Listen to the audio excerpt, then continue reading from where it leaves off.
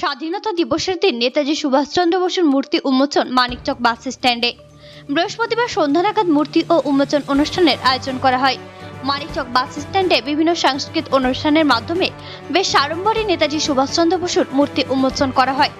আজকের এই অনুষ্ঠানে উপস্থিত ছিলেন মালদা জেলা পুলিশ সুপার প্রদীপ কুমার যাদব, মানিকচক বিধানসভার বিধায়িকা সাবিত্রী মিত্র, মানিকচক ব্লক বিডিও অনুপ চক্রবর্তী, মালতীপুরের বিধায়ক আব্দুর রহিম বক্সি, মানিকচক পঞ্চায়েত সমিতির সভাপতি পিঙ্কি মণ্ডল, রাষ্ট্রপতি পুরস্কারপ্রাপ্ত প্রধান শিক্ষক জ্যোতিভূষণ পাঠক, রতুয়ার বিধায়ক সমর মুখার্জি সহ বিশিষ্ট জনেরা।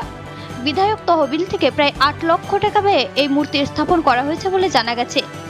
মালদার মানিকচক থেকে শেখ ইফতেখার আলীর রিপোর্ট।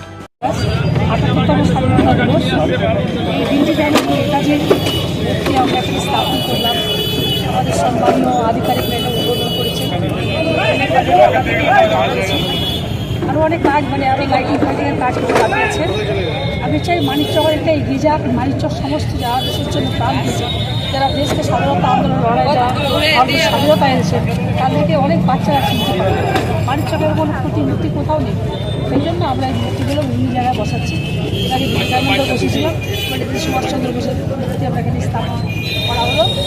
এরপরে অনেকগুলো আরও মূর্তি আছে, গান্ধীজি থেকে শুরু করে রবীন্দ্রনাথ ঠাকুর, কাজী নজরুল ইসলাম, এগুলো আমরা এরপর মূর্তিটাতে বলব।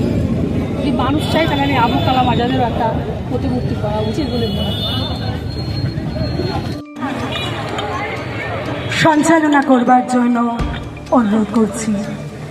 একদমই আমরা চলে যাব আমাদের আবারও অনুষ্ঠানের মূল পর্বে।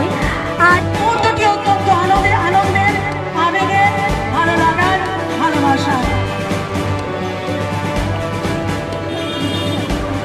এই মঞ্চে রয়েছি আমরা